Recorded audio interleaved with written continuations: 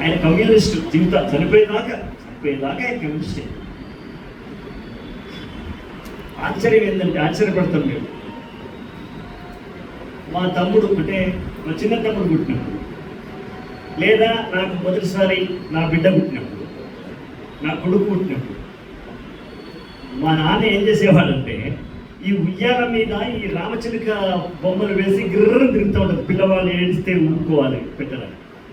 మా నాన్న రామచిలుక ఆ గిలక ఎప్పుడు పెట్టలా, సుత్తికొడవ అని డబ్బా పెట్టేసి ఎర్ర జెండాలు సుత్తికొడవ పెట్టి అది వేలాలని తీసేవాడు. అంటే లీలావతి కడుపులో ఉన్న ప్రహ్లాదునికి నారదుడు మంత్రం ఉపదేశించినట్టు ఊయలలో ఉన్న నా బిడ్డకు మా నాన్న ఎర్ర జెండా పరిచయం చేస్తాడు. మా సుధాకర్ కూడా చేస్తాడు. అంటే ఆయన తానే కాకుండా తన వారసత్వం కూడా ఇలాగే కొనసాగాలి అనే ఆలోచన. అలాంటి పెద్ద ఆయన గురించి పెద్దలందరూ బాగా చెప్పారు.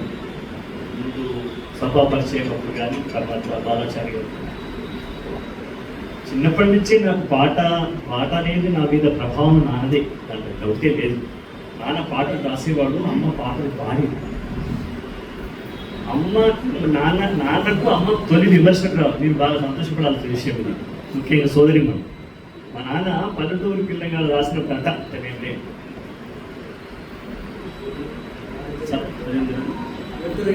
తప్పటడుగుల తాటి జగ్గల కాలి జోడు తప్పటడుగుల లెఫ్ట్ రైట్ అని రాశాడు మా ఫస్ట్.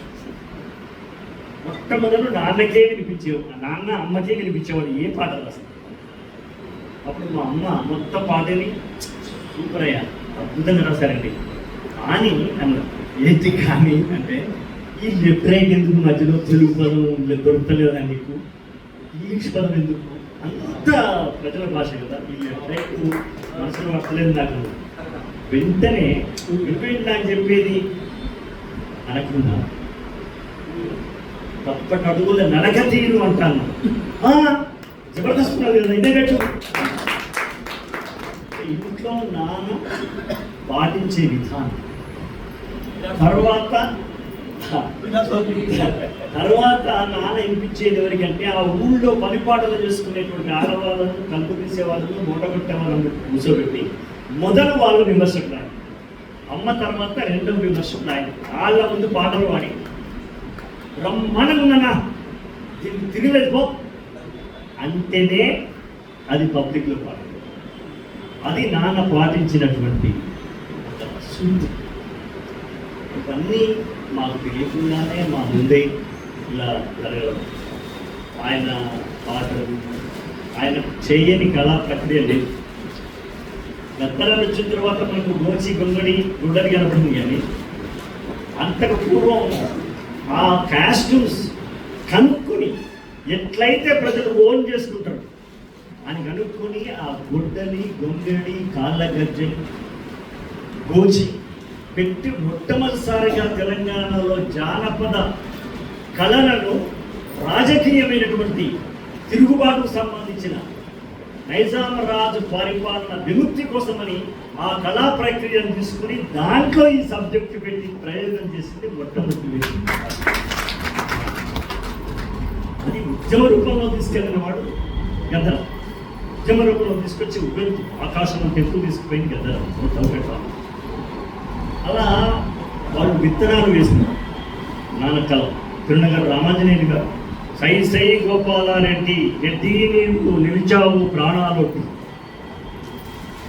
ఔరౌరని పేరు చెప్పితే కళలు దోపిడీ దొంగధరలకు గౌరవం నిలిపి చనిపోయావు తండ్రి అని రాసినాడు. బెదురుతూ కాల్చిన బ్రెండు గుండు నీ పొట్టలాగి పేగులు యాలాడగా గట్టిగాను నడికట్టుబట్టి ఆ పెరుగులు మొత్తం లోపలి నెట్టి తుట్ట తుదకు నీ పిస్టల్ నేలకు కొట్టి నలిగ చేసిన వీర. సమకాలీన పిల్లల రామంజీ నాన్న సాంస్కృతిక బృందంలో ఉన్నవాడే బండెనక బండి గట్టి రాసినటువంటి బండియాలి.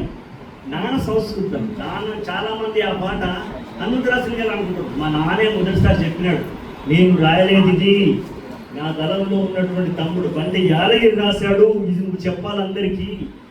మనది కానిది మనకొద్దు అని, మనది కానిది మనకొద్దు అనేది నాకు కృపాలతో వచ్చింది. మనకు రానిది మనకి, మనకు రానిది మనకి. అలా ఏ పదవి పైన నాకు సుతరామ ఇష్టం లేదు. అయితే అది నడిచి వస్తే నేను కాదు, దానికి ఎదురుపోయి భవతి భిక్షాందేహి అనడం మాత్రం ఈ కంఠంలో ప్రాణముండగా జరగదు. నేను ఏ మంత్రి చుట్టూ తిరగలేదు, తిరిగినానని అనేకమైనటువంటి ట్రోల్స్ వచ్చినాయి, మీ దగ్గర వచ్చినాయి. అది తప్పు. రేపు కూడా ట్రోల్స్ వస్తాయి. వస్తే మా పిల్లలు ఉన్నారు, మా మిత్రులు ఉన్నారు, వాళ్ళు చూసుకుంటారు, వాళ్ళు ధన్యవాదాలు చూసుకుంటారు. ఈ కార్యక్రమం జయప్రదమైంది. నాకు చాలా సంతోషంగా ఉంది. మంత్రి గారికి, ముఖ్యమంత్రి గారికి, ప్రభుత్వానికి, ప్రధానంగా రైట్స్ అకాడమీ సెక్రటరీ కృతజ్ఞతలు. వచ్చిన మీ అందరికీ కూడా ధన్యవాదాలు తెలియజేస్తూ